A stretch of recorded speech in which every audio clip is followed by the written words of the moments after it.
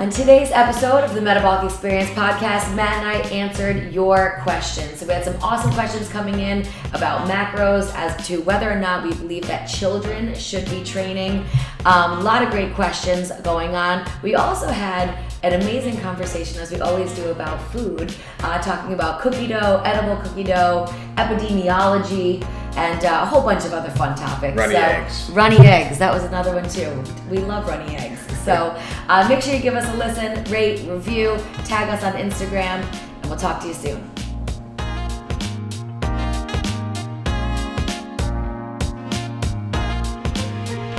So I think this is kind of embarrassing and bad, but I think at the age of 39, something has shifted in my life. I find myself on Instagram, instead of scrolling through and looking for like women, like our videographer Kyle probably does because he's 22. I look at food, and there's this one company, like I told Kara about it. We actually want to go. Yeah. It's called the World's Best Cookie Dough. I think I tagged you in a couple tagged things. Me in a couple things. Oh my God. It looks pretty ridiculous. Yeah, it looks like unbelievably ridiculous. Oh, yeah. You don't have any perspective though with the dough. Like I want to see someone's hand next to it so I can see how big it actually is. But whoever takes the pictures of that cookie dough, A++. They do a great job. I've counted Oreos inside of the cookie dough before to try to figure out how many calories could possibly be in each. But you're right, it's hard to tell how big it is. I don't care how big it is though.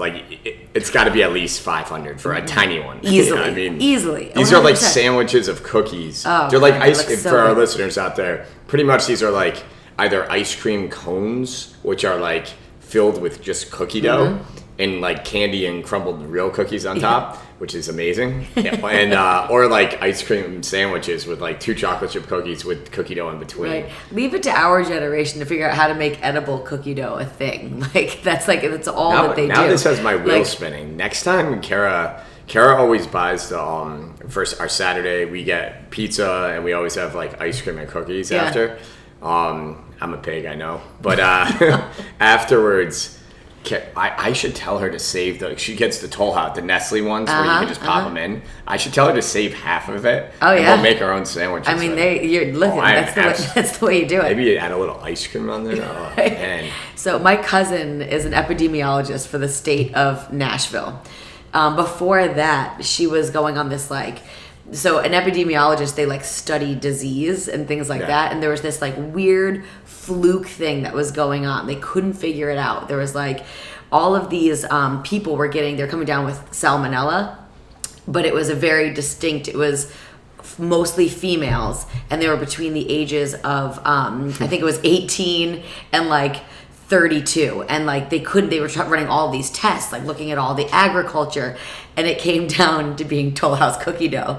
It was that demographic exactly. I have never been more glad that Kara does not listen to this podcast than right now, because I'm willing to take that chance. Yeah, right. Well, it was this it was strictly this batch of cookie dough that had a strain in it. But it's just funny that it was a specific of a demographic, and they were racking their brains were they all injected with something? But it was literally they all ate cookie dough. I love eggs. Those are one of those foods. I could have eggs. Maybe it was because I read Green Eggs and Ham as a kid, but sunny side up, scrambled, whatever else you want to do. You gotta do your voice with that. Yeah. Sunny side up. I don't have that many though. That's the thing. The bubba gum. I can't do hard boiled eggs though. Yeah. Ooh, I can do them if I'm hungry. I agree. I don't like them. If you go to a diner, what do you get?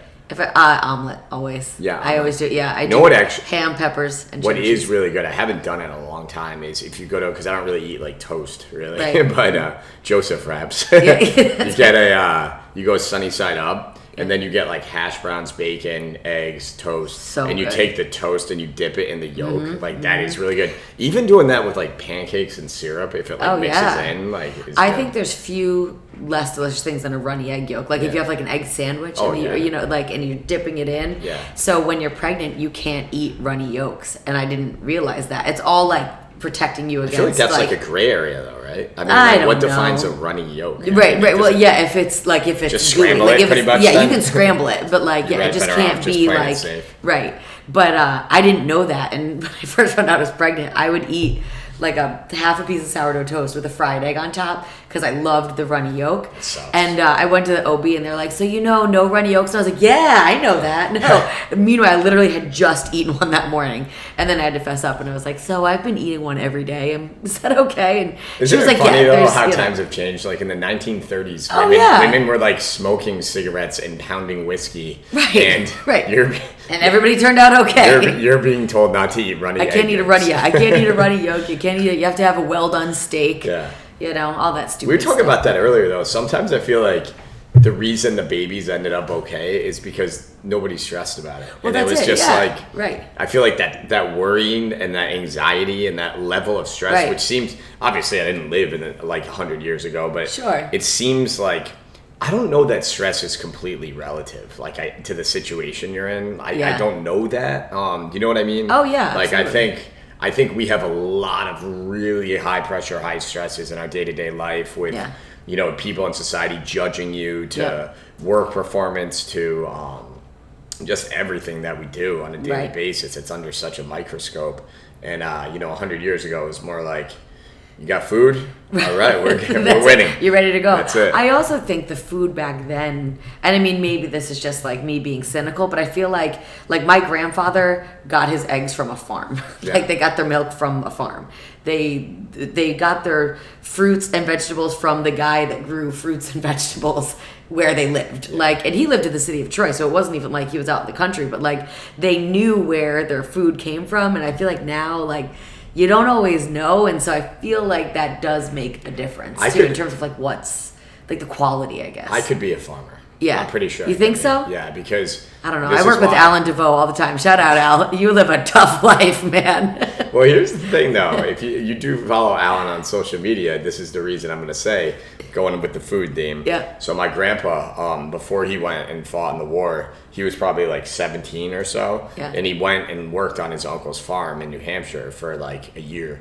And or a whole summer or whatever it was. And he told me he would get up at like 4:30 or 5, and they would immediately go into the kitchen and have the biggest breakfast every single day. Farm breakfast? Pancakes, biscuits, gravy, eggs, potatoes, bacon, orange juice, like everything. And just, probably a 2,000 calorie meal at least. Right. The Ron and then he would go, breakfast. Yeah, the Ron Swanson. and then he would go work. And then he'd come in for lunch.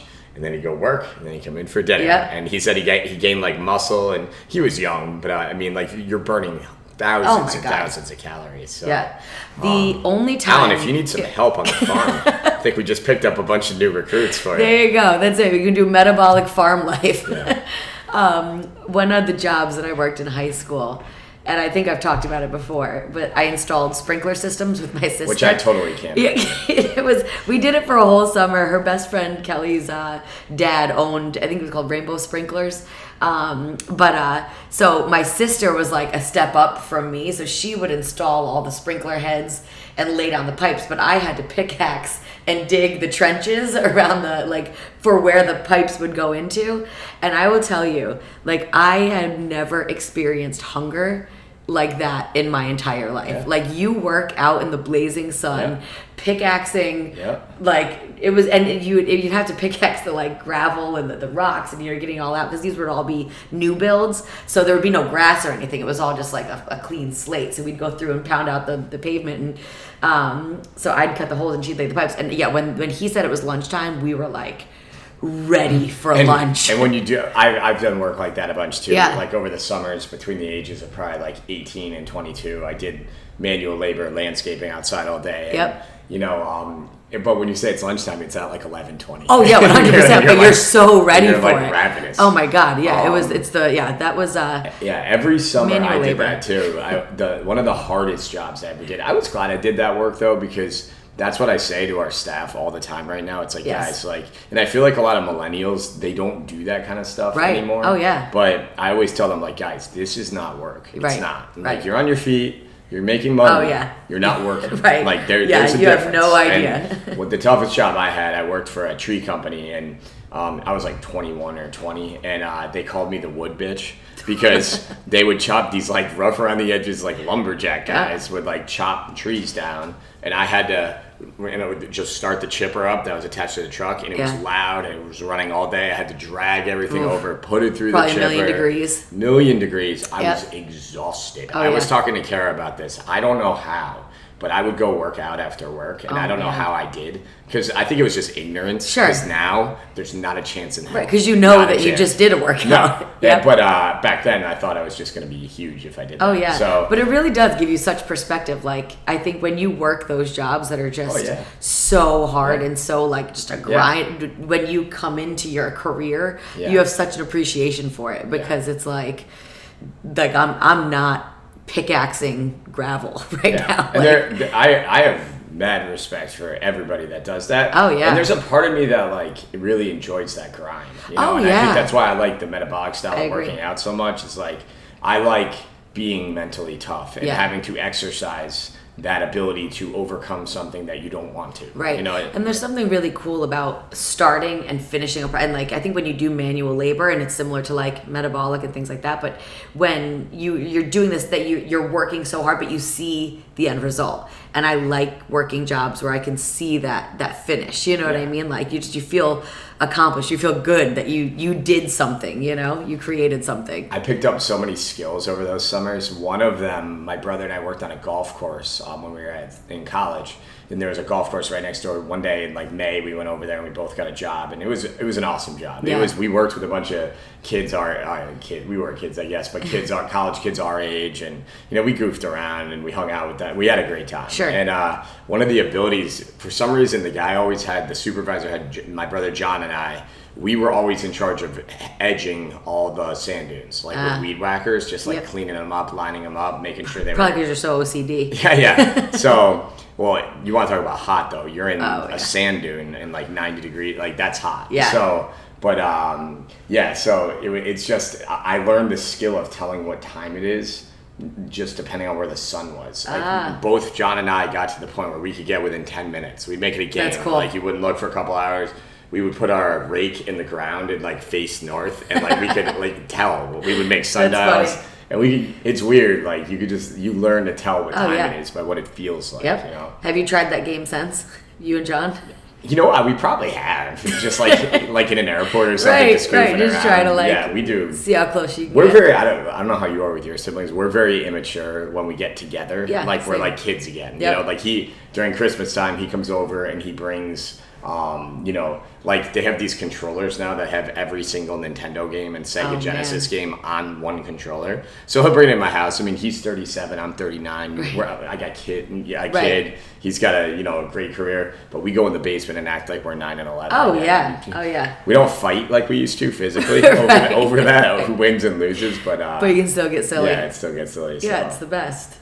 But so we did put out a Q&A for today's episode with our listeners, and I think we got a few good ones. So let's just get right into it. So the first one is we're going to read the names here, guys, so I apologize if I butcher it, but Crystal Jix wants to know, do you know the fitness standards for your military clients? I mean, we have a bunch of military clients in the gym, so it's awesome to have them when they come in. I know that some of the standards are currently changing, and I know that all of our military clientele that come in have said that Metabolic has made a drastic impact on those military tests that they have to go through. I'll be honest, I don't know the exact protocol of what you have to follow. I know it used to be like a 1 mile run, like a bunch of sit-ups in a certain amount of time, push-ups, and I know that they've added in some like lifting and things like that. I talked to one of our clients about it more recently. So I don't know the exact standards, but I know the basics of them, and I know the metabolic training is a great way to get ready for it. Absolutely, yeah. I do know that. I was actually listening to some other podcast, I forgot which one, and they were talking about how they're really overhauling the military testing to kind of fit the demands of what the modern soldier has to do. But I think there is some component of push-ups, pull-ups, mile run. I mean, look, like you never really have to do that stuff when you're fighting, but at the same time, it is an indicator that your fitness level is pretty damn good. Right. You want your strength to be up there. Yeah. So this is I might be opening a can of worms here, but that's why we do this podcast. Right. So I want to know how you feel about this, because I have my feelings about it, but from working at Metabolic and training so many women that are very strong, I have greatly shifted my opinion of female soldiers, female firefighters, female police officers. You know, there was a time, and I'm just being honest, that I didn't think that should be a thing. Right. You know, I just didn't. And seeing what some of the women in our gym can do, it's pretty damn impressive. But the one thing I will say that I don't think is right is, to me, if you're a soldier or a fire person or a police officer, you should be held to the same physical standards to do the job, you know, but that's not the case. Like, if you want to go to West Point, like, the women have a separate standard. Fire academy, it's a separate standard. A lot of police academies, it's a lowered standard. And for me, it's kind of like, well, look, if you're trying to make sure this person is physically capable of doing the job, shouldn't it be the same? What do you think? Is that No, I agree with that. I mean, especially in terms of like body weight movements. I mean, I don't think that should be scaled or different at all. And I don't know if that's what you're talking about. But if it comes to like push-ups, chin-ups, pull-ups, like I feel like that should all be completely the same. 100%. That's what I mean. Like, I mean, if it's like weighted, I know, like, you know, you can scale that somewhat, but I mean, there should still be, I think, a standard. So I guess what I'm saying, even if it is weighted though, even if there was a bench press component, which, you know, from my experience, like, I think if there was squatting in there, the women would do just fine. The benching, there's usually a little bit of a drop off with the upper body strength between men and women typically, but you know, like, I just set the base standards low enough where the stronger women are going to pass. And a weaker man. And a weaker man will not. Would you not, know, and I just think, like, we're not men and women in that setting. We're employees, or we're public servants. Yeah, well, I mean, I guess, you know, when you're in those positions, it's like, you know, if you were to run into a burning building and you had to put somebody on your shoulder to get them out, you have to have the strength no matter what to do that. And I do believe that women assess that strength and that power. But I do think that it needs to be, I mean, it would have to be standardized. The other thing that taught me that was the show Vikings. And they have these things called, that sounded terrible. They have these people called shield maidens. And in the Viking culture, like, the men and women would fight side by side. Like, the stronger women would be fighting out there. And after seeing that show, I was like, damn, we have definitely got some shield maidens at Metabolic. We 100% have shield maidens at Metabolic. There's one, I don't know if she listens, but Rachel, you know how we've talked about this. That's awesome. So T. Locke asked, if you're going to go over on one of your macros, which one is a better choice? Yeah, this is a really easy answer for me. In fact, I will rank them for you. Number one, protein. If you're going to go over, eat more protein. Protein is the most thermogenic macronutrient. Means it costs your body calories to process and digest the protein. It is really hard for your body to store protein as body fat. It's a difficult process. So if you go over by 200 calories in protein, that's a lot. That's like 50 grams of protein. But I'm just saying, that's an example. It's hard to overeat on it too. Right. As opposed to going over 20 grams of fat, which is very easily stored on your body as body fat. To me, it's an easy answer. It's protein, then it's carbs, then it's fat, to me. Because of the fact that in a surplus, your body's going to, I'm assuming you want to lose body fat, your body's going to store that body fat very easily, super easily. The carbohydrates you could potentially burn off through physical activity. And I just find, I'm just being honest, when people tend to go over their fats, like we made the joke about the peanut butter in the last episode, like, you're not, it's hard to go over, say you go over on chicken breast and like you have like 3 more ounces than you were supposed to. No harm, no foul. That's 90 calories. You know, if you have twice as much peanut butter as you're supposed to, that's like 200 calories. Twice as much olive oil, 150 calories. Avocado, same thing. You don't even taste that stuff. Yeah, and it's a really fine line to flirt. So, like, I have no issue with the ketogenic diet. Well, I do kind of have an issue with it for metabolic clients, but that's a whole other podcast. But in terms of if that's how you like to eat, that's absolutely fine. But if you're trying to get leaner, what I hesitate on that with, especially with a lot of female clients who don't have as much of a caloric budget to work with, is it's so easy to go over on those fats. So easy. It's so easy. They don't fill you. Quick. Like, go ahead and try and go over on egg whites. Like, Right. you're gonna be stuffed. Right. Well, and I find too with this one, you say like if you're going to go over, so I'm imagining the reason why you're going over is because you're feeling hungry, right? Like that's what it would be.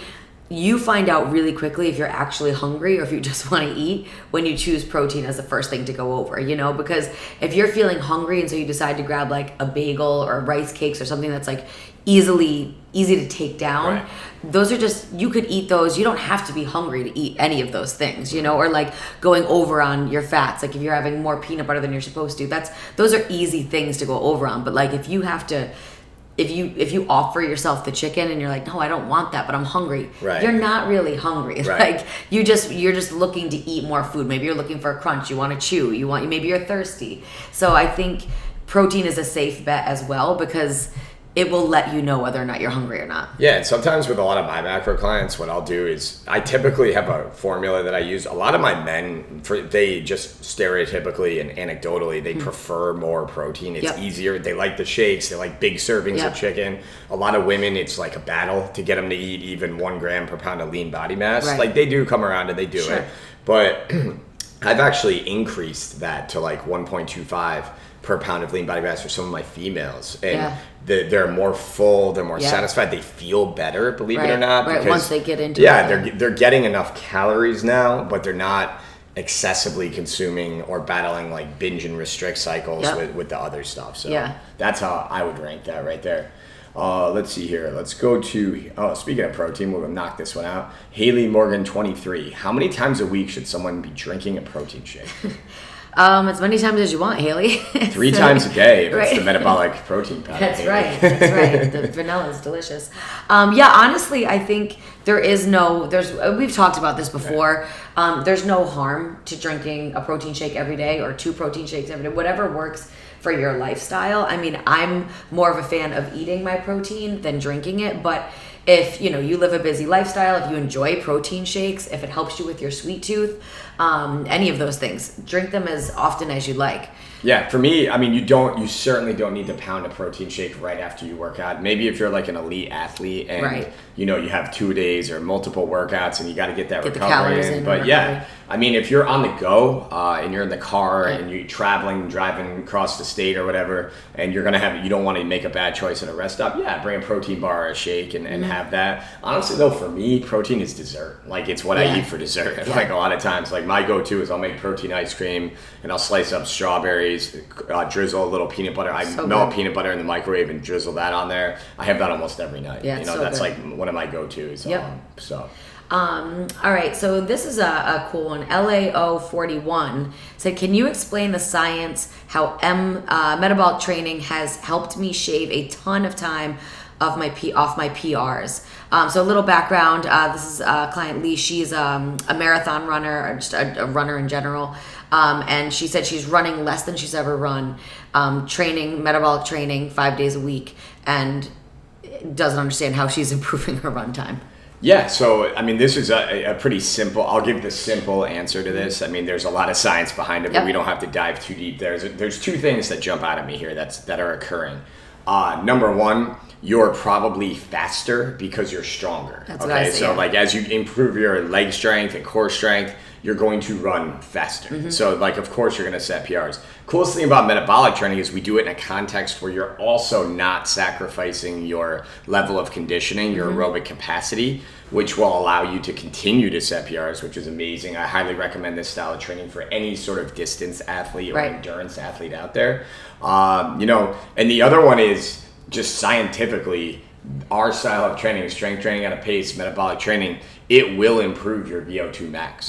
Which just so our listeners know what that means, that's your body's ability to uptake and utilize oxygen. And the reason that's important is if you go for a run outside and you feel your legs burning, what that means is there's lactate being broken down and released. And that occurs when oxygen is deprived, when your body's in an oxygen deprived state. We see that every single day in metabolic. We have some clients that can do mountain climbers or whatever else for I know this woman for an example, for 5 minutes straight, and we have other people for 5 seconds. Right. And what that means is that your aerobic capacity is low, and you start going into that anaerobic threshold faster. Yep. So I would theorize that that's happening as well. I used to train a professional hockey player, Brian Lashoff, for the Red Wings.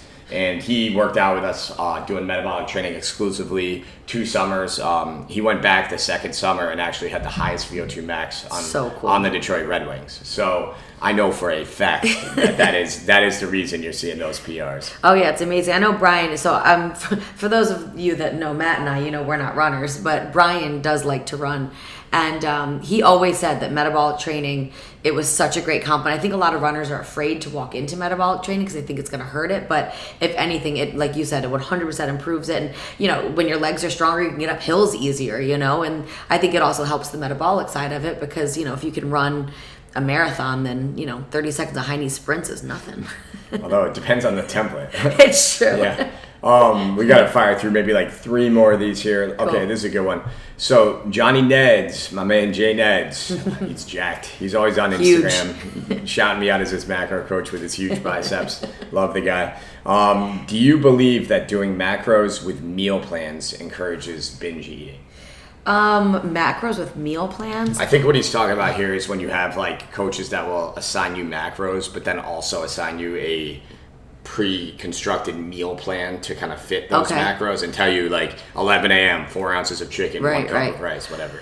I don't think that it encourages binge eating. I think if anything, what encourages, I think anytime you're restricted, that can absolutely encourage some sort of binge eating disorder, right? I think the more restricted you are, that's why I'm more of a fan of flexible macros, because I think it does allow people the ability to kind of fit in some foods, give or take. Like I said, we all know our trigger foods that you just shouldn't even mess around with. But I prefer more of a flexible style of eating because I think no 2 humans eat the same way. You need to make sure that something works for you. So if you're saying you have to eat X at 7 a.m. and then at 10 and then at noon, that might not work. It's not a uniform template, and it shouldn't be. So I don't think that it encourages binge eating, but that's also why I think come Saturday, when people are I think that they put too much pressure on their cheat meal, or they feel like they have to make it I don't think that it should be that big of a deal. I think make it part of your lifestyle. Yeah, I do think I'm gonna go with this one a little bit and say I actually do think that rigid meal plans like this can encourage some, you feel like you're handcuffed and you can't move and you're locked into this style of eating, and that can encourage some binge eating to occur. I think somewhere along the line though, we lost sight of what flexible dieting actually means. And originally when the philosophy was designed, it wasn't if it fits your macros as we know it, which is how many Pop-Tarts and rice cakes and cereals and chocolates can I fit into my macros. Flexible dieting was these meal plans were given to these bodybuilders, and instead of one day, one guy was like, you know what? Instead of having 8 ounces of chicken with a tablespoon of olive oil, could I just have steak then? Right. That was the substitution they were making there. Yes. I also think too, I do believe in designing meal plans that work for you with the way you like to eat. Do you like eating 1 meal a day, 2 meals a day, 6 meals a day, 8 meals a day, whatever it is? Find a template of eating that works for you and be flexible within the confines of that. But you really should stick to 80 to 90% whole foods just because of the reasons we've talked about ad nauseum on this podcast with the palatability. When you're in a deprived state, you're going to be so tempted to overeat. I don't really eat cereal, to be honest. I love cereal. Could I work it into my macros? Sure. I could. Right. Do I know an oatmeal with an apple sliced up in it's going to fill me up a lot more? And I probably won't overeat on that. Yeah, so I mean, you just have to make smart choices. But I want to be clear. When you're lean as hell, there is no way of eating you're going to have to battle the urge to binge all the time. Right. You know what I mean? There's no easy way to do that. Right. That's why for me, just abstinence is the best way. Keeping busy, exercising when you feel a binge coming, go get a workout. You know, Right. go in your basement and do some push-ups and lunges, Right. whatever. Right. Get out of the house. It's amazing what getting your heart rate up does to prevent that. But to answer, circling back to his question, I do think that doing meal plans that don't work for you and the way you like to eat, I do think those encourage binge eating. But I would encourage you to get a template of eating that works for you. Yeah, I think template is huge, but not strict is definitely the key there. So this is a good one. Weissguy.Christy asked, so this is a long question. What are your thoughts on kids and lifting? I get a ton of shit from my coworkers about my exercise-obsessed son. My thoughts are kids are lifting constantly unbeknownst to most non-workout parents. When they climb a tree or a jungle gym, they're lifting their entire body weight. When they piggyback one another, they're carrying a friend's body weight on their backs. Girls doing dance and gymnastics, etc. Do you guys agree? And can you help me squash the idea that kids shouldn't be doing structured exercise? Yeah. Can we clap out loud without it being too obnoxious? I'm clapping. Amen, Christy. I've been saying this for years. You know, it's hilarious. You know, you see a kid that I'll just use an overweight child. Say it's an 11-year-old boy. You know, he's a little thicker, a little heavier. In order to do push-ups properly, which is a pretty advanced movement for someone of that demographic, he might learn to maybe bench press the bar like 15 times, and that's going to help him do a push-up. Because I always say this, but at the end of the day, this is just, we're working muscles. You know what I mean? I think as long as you're smart about loading, you don't want to load someone so much where you really impact the rate of growth in their bone structure and things like that. Like, keep the reps. The younger the person, the higher the reps, unless it's a non-joint bearing activity like any sort of calisthenic. I think you can keep the reps lower there to work on form. But you know, if you're involving outside weights, just keep it light enough where the reps are higher and work on technique and form. But I'll tell you one thing, my son's going to work out. You know, I'm not going to be a spaz and like make him do it. But I'm going to make him. It's important to me that he sees me work out in the basement and he thinks it's cool and he wants to do it too. And even now we do push-ups on the floor. He's 2, you know, he's going to be 2.5 in a couple of weeks here. But, you know, I absolutely think this is spot on. You know, climbing a tree is resistance training. I go to the jungle gym with him now, and have you ever done the monkey bars as like an adult? I'm actually a little intimidated by it. Kara and I will do them when we bring them. That's awesome. They hurt your shoulders like hell. Like, you don't realize how like durable little kids are. But like my arm, I did it. I thought my shoulder was gonna rip out of the socket. It was crazy.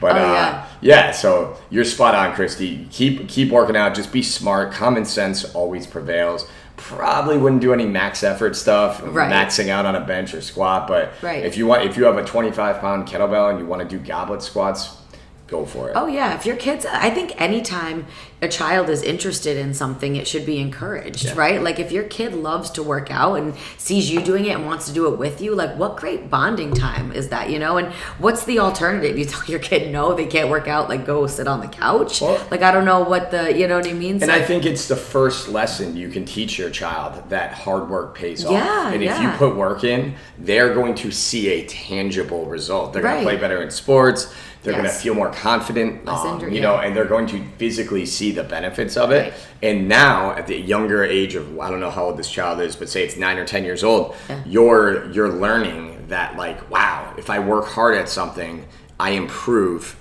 That gets addictive. And that's the mindset. I don't know about you, but that's the mindset I want my son to have. Oh, yeah, 100%. And I think back to, like, again, my grandfather, when he was like, you know, they would drag carts like halfway across the city to go get oil and then drag the oil back, and he was 10 years old. Like that was weightlifting. You know what I mean? And like a very lifestyle based term. I think now like we're all just very sensitive and afraid to like have our kids do anything. You know? It's funny, people in our grandparents' generation, that's why they think weightlifting is so weird. Because it's like, but I can just move this concrete and I'm working out. And they're not wrong. Right, because that's what they did. Yeah, they didn't have to work out because that's what they did all day. Nope.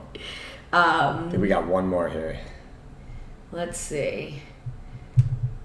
We've got one more. Which one do we want to pick? Let's do, NRoss68. This is a quick one. Just wondering, do you have a tip to getting dumbbells up for the floor press during training?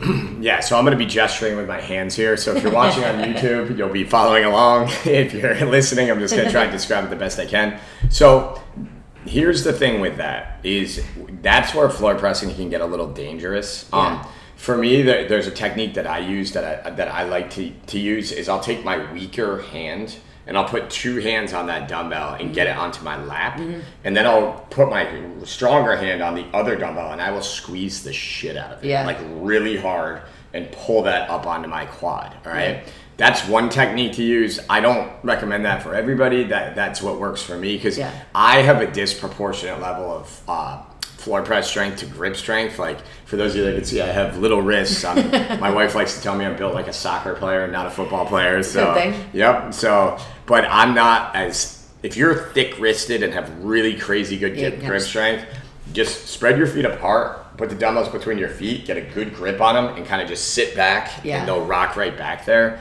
That's a technique you could use, but ask for a spotter. The trainers are all at Metabolic and elsewhere. Someone is happy to put them on your lap. Just be safe about it. The one tip of advice I'll give you to getting up that first rep, pack in your shoulder blades really tight and you'll have much more power on that first rep. That's why I feel as though even if you do them all with a pause, the second and third reps are often easier than the first one because you're packed in and you're set. Ready to go. And a lot of times we press up, we squirm that first one up and you have no base of power there. There was one more question here from Ashley Putz, and I do want to talk about it just because I think it's a really good question, and she also takes pictures of my family, so I want to continue to do a great job. Ashley asked, what's the biggest piece of advice about sustainable business growth and being a good boss? So I want to chime in on this, but I think you've been a manager and a boss here as well, so you can chime in on it too. But my biggest piece of advice is you have to be able to separate professional and personal. And if you can't do that, then keep it professional, until you can. Like you and I have had some uncomfortable conversations and I've had uncomfortable conversations with some of our other employees. And, like the reason that I'm also able to socially hang out with you outside of work is that like I'm able to flip that personal professional switch back and forth. If you can't flip that switch, keep it professional. So that's number one. Number two, being a good boss, just treat people fairly. You don't have to act any different. Just be a good person. Treat people fairly. And number three, the third thing I always talk about is just my leadership philosophy. This was taught to me by my grandfather as well. Don't ever take from people that you're leading. Don't ever take anything from them. Our trainers all know, and our employees, like, I never let people buy me coffee. Right. If we have a social, one of them tries to buy me a beer, I will punch them before I allow them to do that. I never allow that. I will never take from them. I will eat last. I will eat the same thing they're eating. And, that I think, like, you just get so much unspoken respect from your team. And it's a way to bond your team and get them to want to go to war for you. Yeah, for sure. How about from you on your... I think, and one of the biggest things that I've taken away from you as well is being leading by example. Like if I'm going to ask somebody to do something, I'm going to make sure that I can do it myself, that I have done it myself, that I understand what it takes to do it. I think, when you can kind of lead from the front and be part of your team instead of just, yelling over them or, kind of pushing them from the side. Like, I think the more with your team you can be, the better off, the more you're going to get from them. And I think, like I said, that was something that, I think we always really respected about you is we, before you asked us to do anything, we knew that you've done it 10 times over, you know what I mean? So you knew what it felt like, you knew where it came from. Yeah, I can confidently say there isn't anything at Metabolic. Right. Picture your worst day. I've done it. You've done it, right. So I think, always being part of the team, not, it's not me versus you, it's us trying to make this thing happen. And I think that's been critical to kind of building the bond and the trust and the working relationships that we have here at Metabolic. But again, being able to also separate that side where, like, if something's not going the way you want it to go, or if you're not happy with something, being able to put your foot down and say, like, no, this isn't right.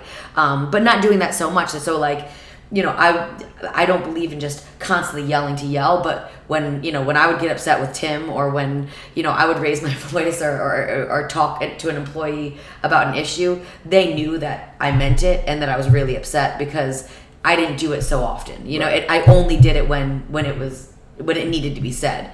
And then other times, it was okay. But I think being part of your team and not against your team. Yeah, as the years have gone by, I've definitely mellowed a little bit. I used to be a little more fiery back in the day. But the last point I'll make, and then we'll wrap this up here, is she mentioned sustainable business growth, and you keep using a word, team, that I think is great. The last bit of advice I would give to sustain business growth, you got to get ahead of your growth. You can't be reactive to growth. In my opinion, you need to be proactive. Yeah. So if you see a talented person out there, you may not know how they can help you. You may not need them, quote unquote, but invest in them, and you will cash out down the road. I'm telling you. If you build the best team you can build, it's all going to work out for you in the end. Yeah, for sure. All right, guys. So that is going to do it for us, this episode of the Metabolic Experience podcast. As always, if you liked what you heard, give us a 5-star rating and review. Check us out on Instagram. Tag us if you're listening to us. We love to share those. More people have been doing that, and I think it's really cool. So if you're listening, make sure you tag and spread the love. And we can't wait to talk to you again soon. See you guys.